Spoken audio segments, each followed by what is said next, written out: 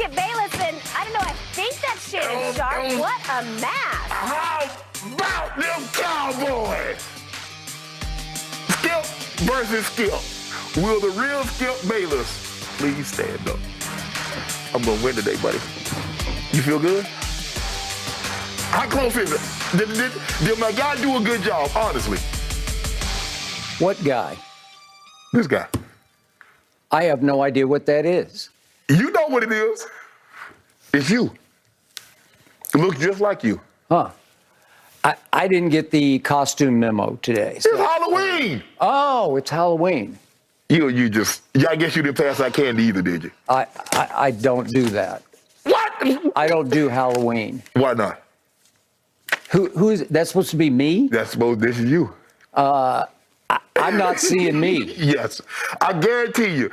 Check your timeline when you go to the break and ask how real it is. I don't ever look at my timeline after break. How you doing? All anybody really cares about today is not some silly mask. It's how about them Cowboys? Now we can start the show. The Bears? Thank you. You beat the Bears. You beat the Bears. Here we go. You beat the Bears. Yep. And you proud of that? I'm proud of that because you gave up 300 yards rushing. NFC Championship game, here we come. Okay. Well, you better not play the Eagles or 49ers before you, gentlemen. Yes. I know you were raring to go. And by the way, we do need to get to Kyrie and the latest developments with him. But since y'all are going down this path, let's start, Skip, with your Cowboys. Let's get the Monday started off on the right foot for you. Skip's Cowboys improving to 6-2 yesterday after taking down the aforementioned Bears. As Shannon said, 49-29 was your score. They certainly covered as home favorites in Dallas. Dak had 250 passing yards, 2 passing touchdowns, and 1 rushing touchdown. Tony Pollard stepping in as a starter for an injured Zeke. He had an impressive 3-touchdown game. All right, Shannon, you first. On a scale of 1 to 10, how big of a threat are the Cowboys now to win the NFC and make it to the Super Bowl? I give them a 7. There are really no power teams. The Eagles looked really good yesterday, although they did go against an inferior team, and that's what I like to see. When you're the superior team, I like for you to pound the inferior team and leave no doubt. Don't let it come down to a field goal late in the ball game. Don't let it come down to a 4th down stop and you hold on to victory. You're the better team, and you dominate. The Cowboys were sensational yesterday, Skip.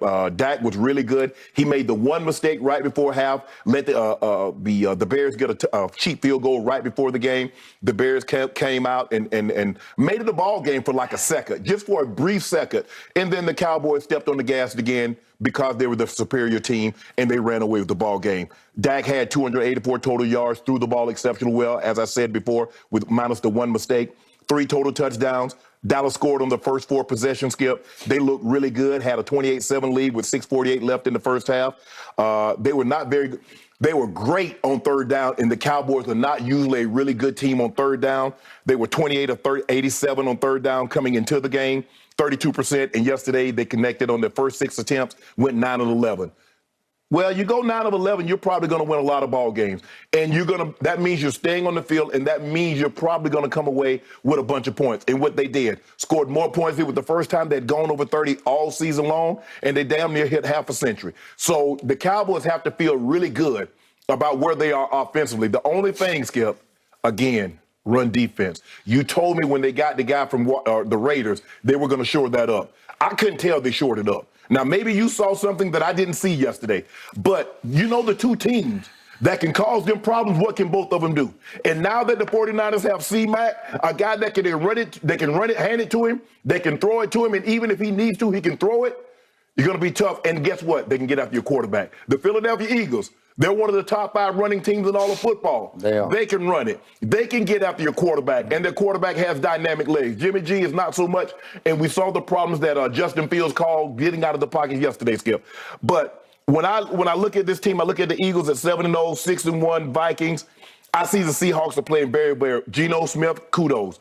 Pete Carroll, the job that you've done, reassembling your culture, getting guys in there that want to be there, no agenda. The Falcons, I don't really see the Falcons. The Cowboys are 6-2, Giants 6-2, Niners 4-4. The really 2 teams, Skip, and it looks like you're probably going to have to go on the road because we talked about the schedule for the Eagles. they might not lose the next 5 games. Agreed. they might be 12-0 before it's all said and done. So I'm going to say the Eagles. Wait, who's the 13th game? Oh, you got. Oh, you got. you. Oh, there you got. Oh, they got y'all. They got something for y'all. The way I saw A.J. Brown and Jalen Hurts throwing the ball and throwing and catching yesterday, y'all in for it. Y'all in for it, and they can run the ball. I think, Skip, that's the thing that's concerning. You guys had it played really, really well. But for some reason, you can't stop the run. Now, I don't know if it's schematically. I don't know if it's fits. I don't know if guys are not being where they're supposed to be. But you can't give up 240 yards. You give up 240 yards in a playoff game, Skip, you're going home. You're going home. So I'm going to give them a 7. I still believe the Eagles and the 49ers now with C-Mac, you could possibly be in big trouble. And you're probably going to have to take your show on the road because there's only one bye now. And you're probably going to be the wild card. So that means you'll probably have to go if the Eagles will be at home. That means if you play the Eagles in the second week, you're probably going to go there. Or if you play the 49ers in the opening round, you're going to have to go there. And we know they can get after your quarterback and they can run the football. So I give you a 7. I think you're probably right now. I look at it, Skip. I think you're the third best team in the NFC right now. Okay.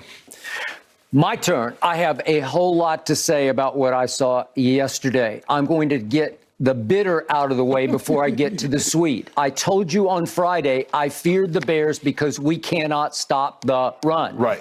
I told you that because the Bears had run for 243 on Belichick at Belichick, even on a short week, the running game will travel right to Dallas, and it traveled right down our throats for much of the day because they almost equaled what they did at Belichick, 240 to 243. And I feared they would control the ball and the clock, and they did. They had the ball for 38 minutes to our 24 minutes. Well, the problem that what you did really well is that you got ahead of them. We got ahead, and every time we got in the red zone, we cashed. We went 4 for 4, and we went 9 of 11 on third down, and that saved the day. That'll win you a lot of ball games. Biggest takeaway from yesterday, Dak Prescott played the best game I have seen. And what happened? 30-0 happened after 3 quarters. Going into the fourth quarter, we trailed 30-0, and Dak empty-caloried at the end to get it back to 30-16. And we proceeded to lose 3 out of 4 games, and we never got it back. Well, you got to buy this week, so you should be good. I'm just saying, we're 6-2 now, as opposed to 6-1 last year, right at this point in the schedule. And yet, here came Denver, and then, we got to go to Kansas City, and then, here come the Raiders on Thanksgiving. We lost 3 out of 4. Dak was awful. He was pathetic. He stunk down the stretch, and we never got it really rolling back again. And here came the 49ers, and he stunk again against the 49ers. So today, right here, right now, I am calling out Rain Dakota Prescott. It is time to do what you did not do last year. Loved you yesterday. Love you, man. Love everything about what happened yesterday because it was a tour de force of what my team can be, should be, maybe will be. I'm going to give my team a 9 on a scale of 1 to 10 as how I see this team's possibilities of getting to its first NFC championship game in 27 years. I cannot believe those words just came out of my mouth. 27 years since we got to an NFC championship game, but I love the makings of what we can be in an NFC that feels like it's the least this year, not the NFC East. It's like the whole NFC is the least. It is begging to be won by somebody. And I know we're going to talk about this later. C-Mac, baby, in San Francisco. They still got Jimmy G, and I don't trust him. Did he look good yesterday? He had his moments, and then he had some other moments. And he always hits a lower ceiling than you would like him to hit. Okay, I'm still not writing off Brady's Bucks, but they are 3-5. And I think we've seen the last of Aaron Rodgers. I don't know. Maybe they're going to bounce back. But my point is, everybody that I feared is nobody right now. Don't they got y'all out of the break? Don't y'all play the Packers out of the break? We have to go to the Packers, and they get the Lions. And Aaron said after the game last night, we just need one get-right game. I'm paraphrasing how he said it. But we just need one game. If we can win one game, maybe the momentum will reverse. So maybe I would think they could beat the Lions because they get the worst defense in pro football. What happened to relax? Huh? What happened to relax? I don't know. Okay, but I'm relaxing going up to Green Bay because I no longer fear the Packers the way I used to fear Aaron Rodgers because he used to own us. But Aaron Jones did run the ball well last night. Now you got a guy that can run the ball, and Aaron Rodgers is still